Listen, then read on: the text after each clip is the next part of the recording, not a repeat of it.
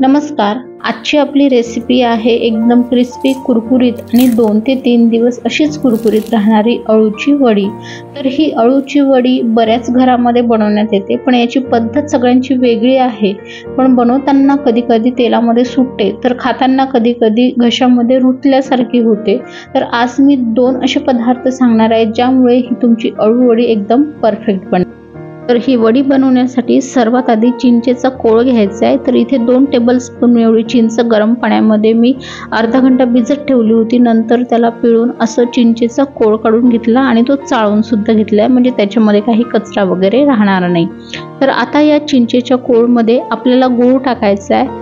तर 2 टेबलस्पून एवढ्या चिंचमध्ये 2 टीस्पून एवढा गूळ टाकत आहे.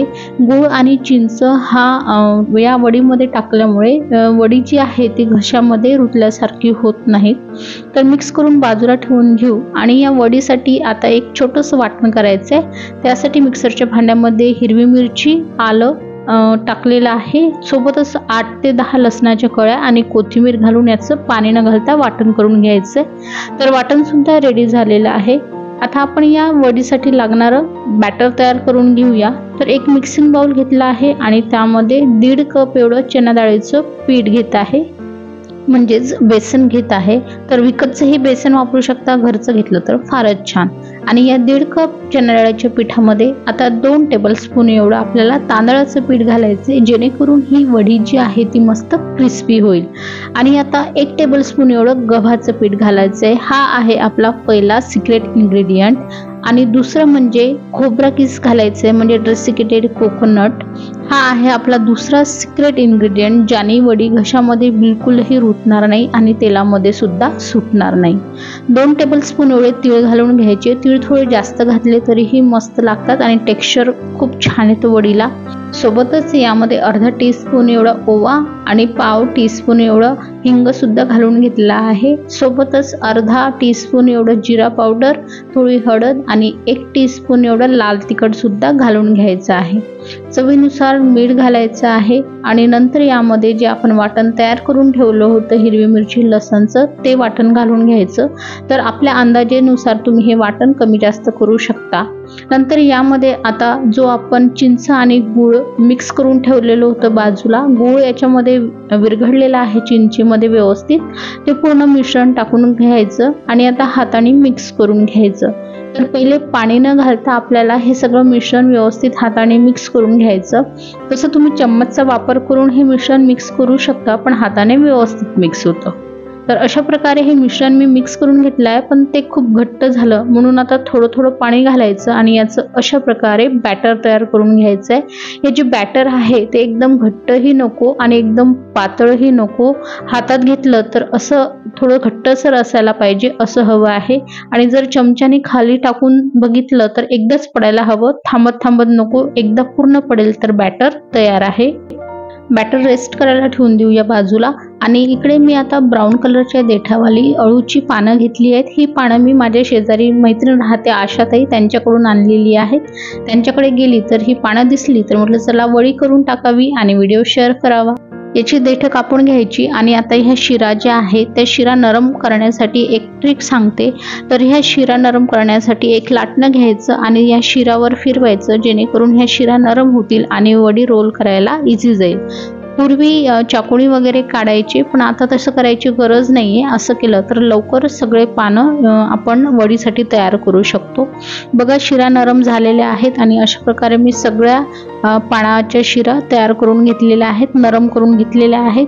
आता या पानावर मिक्सचर लावायचं आहे. तर उलट्या साईडला पान ठेवायचं आणि त्याच्यावर हे तयार केलेलं आपण जे बॅटर होतं वडीचं, बॅटर लावून घ्यायचं. अगदी साईडपर्यंत बॅटर हे लावायचं आहे. एकदम पतलं लावायचं, घट्ट पण नाही लावायचं. आणि दुसरं पान ठेवताना आता त्यावर विरुद्ध दिशेने ठेवायचं आणि त्यावर सुद्धा बॅटर लावून घ्यायचं वडीचं. तिसरं पान ठेवताना दुसरं जे पान होतं त्याच्या विरुद्ध दिशेला ठेवायचं आणि उलट्या साईडला ठेवायचं आणि त्याच्यावर सुद्धा एकदम पातळ लेअर बॅटरची लावून घ्यायची. बिलकुल अशा प्रकारे बघू शकता तुम्ही. मी तिन्ही पानावर पातळ लेअर लावून घेतलेली आहे.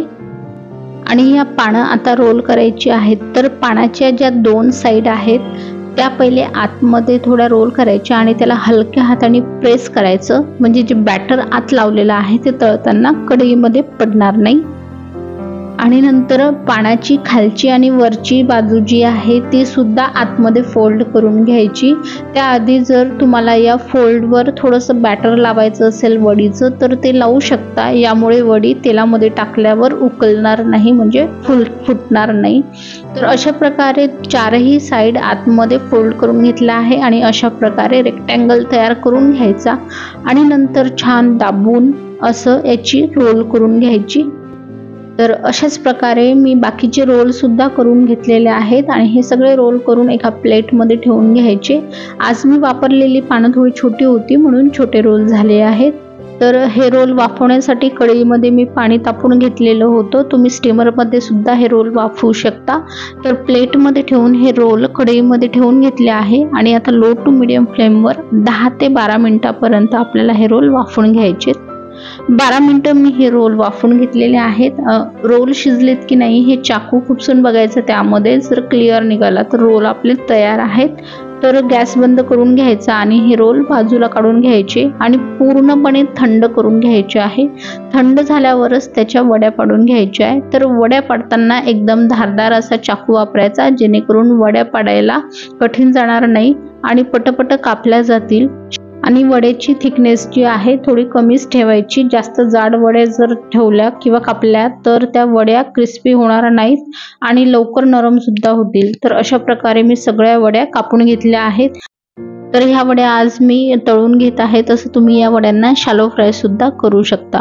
वड्या टाकताना गॅसचा फ्लेम हाय असावा आणि नंतर 1 मिनिटापर्यंत वड्याला हात लावायचा नाही। 1 मिनिटानं झाले की नंतर मग वड्या दुसऱ्या साईडला पलटून घ्यायच्या आणि आता गॅसचा फ्लेम लो टू मीडियम वर करून छान मस्त गोल्डन ते ब्राऊन कलरचे होईपर्यंत तळून घ्यायच्या।